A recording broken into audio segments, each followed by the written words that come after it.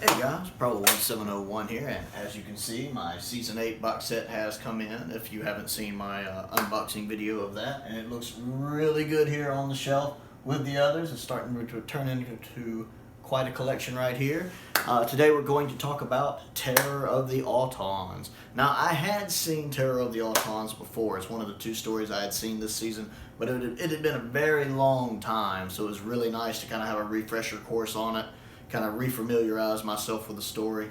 I do like this one a lot. I like Spearhead better, but I still enjoy this one. I think it's a great introduction to the Master, and Roger Delgado is in such good form here. I absolutely love him in this story. His very first scene, when he's introduced and he's so suave, so charming is not quite the right word here. He is very charming in this story, but in that first scene, he's so suave, so confident, and so in control of the situation.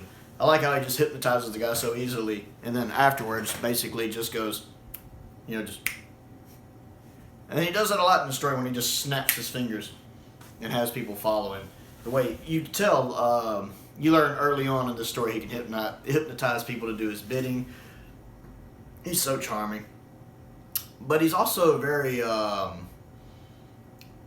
charming, but complimentary. Like, I like the one guy who resists the Rex's dad, who resists being hypnotized. The Master's like, most people can't resist my charms. You're very strong-willed, dangerously strong-willed. He compliments the guy, even though he's already plotting how to kill the guy. Really, really neat, whereas John in this one is very short-tempered. I like John in this one sometimes because John's doctor really doesn't like authority figures very much. You can tell John's doctor always has a problem with authority figures. And I do like that part in there when John's like, what's wrong with being childish? I like being childish. Sometimes. I love that line that, I like being childish sometimes. I love that. The story is really good. I like the Autons in this. The little bland faces they have are really creepy looking. I like the bit where the daisies and the dolls can kill you. Again, Doctor Who's good at turning the ordinary day life things into stuff that can kill you. Plastic, dolls, daisies.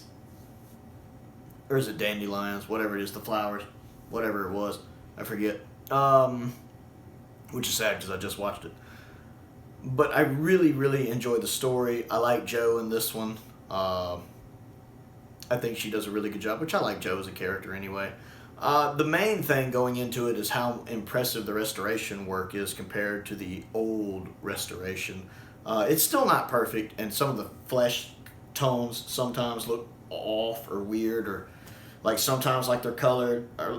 So in some shots it looks like it's half colored and half black and white. Not divided, just it's like it's colored, but you can see the black and white seeping through. I don't know if that makes sense. Other times it looks really, really good. The studio work looks really good. The location work looks pretty rough. It's very grainy. Very, very grainy. Which in and of itself doesn't bother me. It's when it's going back and forth between studio shots and location shots, and it goes from looking pretty good to looking grainy to looking grainy. That can get jarring a bit. Which again, I know Terror of the Autons wasn't in the best shape, so it's really hard to do restoration work on it. But I do like the restoration work. The colors really pop. Like, I've watched a couple of the bonus features from the old DVDs, which have scenes from the DVD release, the original restoration, and you look at how dull and muted the colors look on that compared to this Blu-ray release where it's a lot more colorful. The colors really pop out at you more. It's a big difference. It goes from very, very muted colors to very vibrant colors by comparison. It's a much better restoration.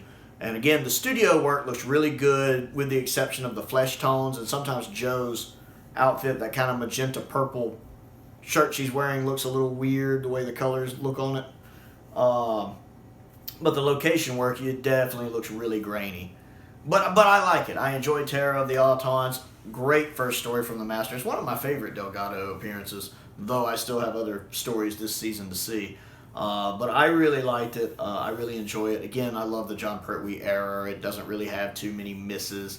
And really glad to have this box set in and getting to catch up on these stories. Looking forward to seeing Mind of Evil for the first time. Should have a review up for that soon. Anyway, what do you think of Terror of the Autons, and what do you think of the new restoration versus the old restoration? I would really love to hear y'all's thoughts about it down in the comments below. I always enjoy interacting with you guys. Other things to do, click the like button, click the subscribe button, click the bell for notifications. I've started a Patreon page if you're interested in supporting me on that, where you can vote in polls and help make video requests for things you would like to see on the channel. I cannot talk today. It's been a really interesting day.